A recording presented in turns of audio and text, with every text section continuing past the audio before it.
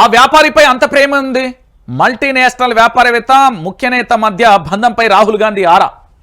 ఎవరు తిరుగుబాటు వస్తున్న రామన్నపేట సిమెంట్ ఫ్యాక్టరీపై ఎందుకంత ప్రేమ?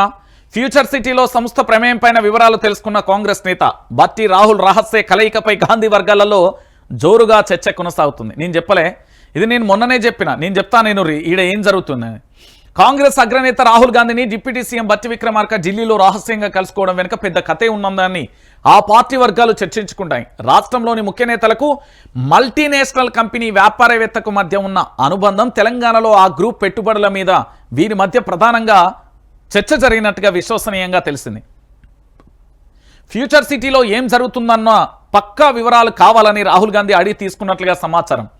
రాహుల్ గాంధీ అడిగిన అన్ని వివరాలను ఉప ముఖ్యమంత్రి తన వద్ద ఉన్న ఆధారాలతో వివరించినట్లుగా విశ్వసనీయ వర్గాల ప్రకారం తెలిసింది. ఇక కాంగ్రెస్ పార్టీ అధికారంలోకి వచ్చిన నాటి నుంచి ముఖ్యమంత్రి రేవంత్ రెడ్డి, డిప్యూటీ సీఎం బట్టి విక్రమార్క ఇద్దరే కలిసి ఢిల్లీకి వెళ్లేవారు.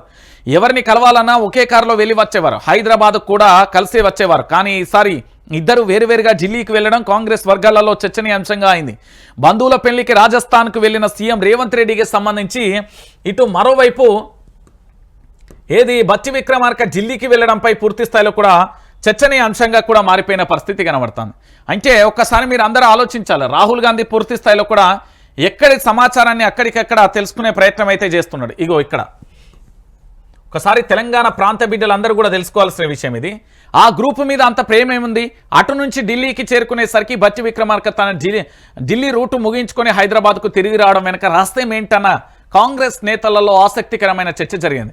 ఇక ముఖ్యమంత్రి కంటే ముందే ఢిల్లీకి వెళ్లిన బట్టి విక్రమార్క రాహుల్ గాంధీని కలవడం, పనిపెట్టుకొని ఢిల్లీ మీడియాను పిలిపించి రాహుల్ గాంధీని తాను కలవలేదని చెప్పడంతో అసలు ఏం జరిగి ఉంటుంది అని ఆ పార్టీ శ్రేణులు ఆరా తీయగా సంచలనమైన విషయాలు వెలుగులోకి వచ్చాయి. ఏంది? బట్టిని పిలిపించుకున్న రాహుల్ బట్టి విక్రమార్క కంటే ముందు మంత్రి సీతక్క ఢిల్లీకి వెళ్లారు. ఆమె కోరిన వెంటనే రాహుల్ గాంధీ అపాయింట్మెంట్ ఇచ్చారు. ఆయన తర్వాత బట్టి వెళ్లారు. వీరికి ప్రత్యేకంగా ఢిల్లీ నుంచి పిలుపు వచ్చిన లేక వీరంతటా వీరే వెళ్లి రాహుల్ గాంధీని కలిశారనే అంశం మీద పార్టీ శ్రేణులు ఆరా తీయగా బట్టి విక్రమార్కను అధినేత పిలిపించినట్లుగా ప్రచారం జరుగుతున్నది. కాంగ్రెస్ పాలన ఏడాది పూర్తి చేసుకున్న నేపథ్యంలో రాష్ట్రంలో జరుగుతున్న పరిపాలన తీరును రాహుల్ గాంధీ అడిగి తెలుసుకున్నట్లుగా సమాచారం. ప్రధానంగా మల్టీనేషనల్ వ్యాపారవేత్తతో రాష్ట్ర ముఖ్య నేతలకు ఉన్న అనుబంధం, రాష్ట్రంలో ఆ గ్రూప్ పెట్టుబడులు, వ్యాపార లావాదేవీల మీద ఉన్న వివరాలను అడిగి తెలుసుకున్నట్టుగా విశ్వసనీయంగా తెలిసింది. ఫ్యూచర్ సిటీలో ఏం జరుగుతున్నదనేది, అక్కడ ఆ గ్రూపు ఎందుకు ఇన్వాల్వ్ చేశారని ఆరా తీసినట్లుగా తెలిసింది. నల్గొండ జిల్లాలో సిమెంట్ ఫ్యాక్టరీ పెట్టాలనే ప్రతిపాదనలు ఎవరి ద్వారా వచ్చాయని, ప్రజా తిరుగుబాటు వస్తున్నా ఎందుకు మొండిగా ముందుకెళ్తున్నారని, అసలు దావోస్ మీటింగ్లో ఏం జరిగిందనే అంశాలపై రాహుల్ గాంధీ అడిగినట్లుగా తెలిసింది. దేశవ్యాప్తంగా కాంగ్రెస్ ఆ గ్రూప్కి యాంటీగా స్టాండ్ తీసుకున్న నేపథ్యంలో తెలంగాణలో ఆయన అంటే మనకెందుకు ప్రత్యేకమని కూడా అడిగి తెలుసుకున్నట్లుగా రాహుల్ గాంధీకి సంబంధించి అప్డేట్. ఢిల్లీ పరిణామాలపై పార్టీలో ఉత్కంఠ. కేంద్రం నుంచి రాష్ట్రానికి రావాల్సిన నిధులను రాబట్టడానికే సీఎం రేవంత్ రెడ్డి 28వసారి ఢిల్లీకి వెళ్లారని సీఎంఓ వర్గాలు మీడియాకు లీకులు ఇస్తున్నాయి. కాంగ్రెస్ అనుకూల మీడియాలో కూడా సీఎంకు నిధులు రావడం కోసమే ఢిల్లీ టూర్కు వెళ్లారనే అంశాన్ని హైలైట్ చేశారు.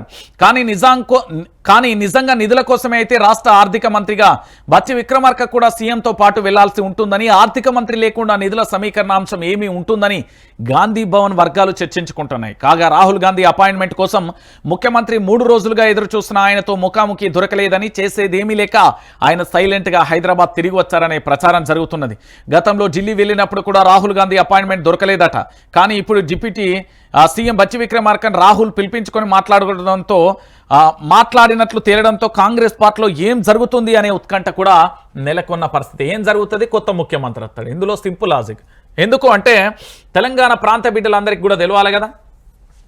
ఇప్పుడు రాహుల్ గాంధీ పంచాయతీ ఏంది అంటే మీ అందరికీ తెలవాల్సిన విషయం ఏంటంటే, రాహుల్ గాంధీ అంటే కాంగ్రెస్ పార్టీ జాతీయ స్థాయిలో ఏం స్టాండ్ తీసుకున్నది అంటే పూర్తి స్థాయిలో కూడా ఆదానిని వ్యతిరేకిస్తూ పూర్తిగా వీళ్ళు పోరాటం చేస్తున్న పరిస్థితి కనబడుతుంది. సరే, ఈ పోరాటంలో భాగంగా జరుగుతున్న విషయం ఏంది? తెలంగాణలో అదే ఆదాని గ్రూప్కి సంబంధించి ఇద్దరు దోస్తులు అయిపోయారు. ఎవరు? రేవంత్ రెడ్డి, ఆదాని. ఇటు సిమెంట్ ఫ్యాక్టరీ పెట్టుబడులకు సంబంధించి గతంలో వీళ్ళ కాంగ్రెస్ ఎంపీలతోనే అటు లోక్సభలో ఫిర్యాదు చేపించిండు. మళ్ళీ అదే ఆదానితోని హుటాహుటి నచ్చి 100 కోట్ల విరాళం ఇచ్చిండు.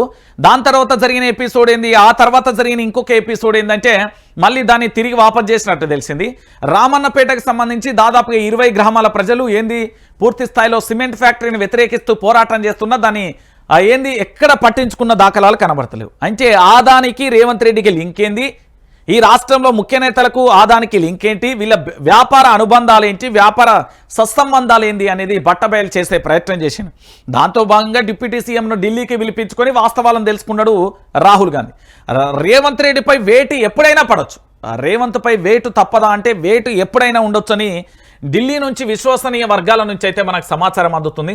సో మొత్తానికి ఏం జరుగుతుంది అనేది కూడా మనం వేచి చూడాల్సిన పరిస్థితి కనబడుతుంది.